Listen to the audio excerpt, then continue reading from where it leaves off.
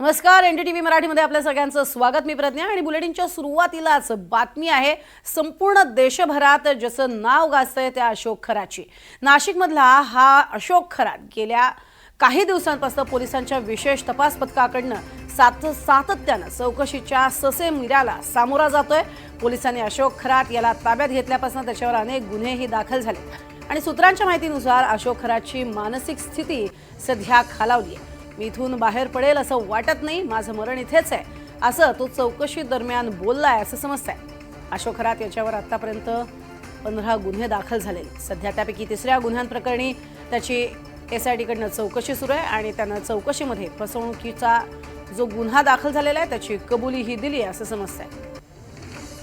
त्यामुळे पोलिसांचा अखंड प्रश्नांची सरबत्ती आणि त्यातच आपले अनेक गुन्हे त्याला कबूल करावे लागणार हे समजलेलं असल्यामुळे माझं मरण इथेच आहे असं म्हणतोय खरात।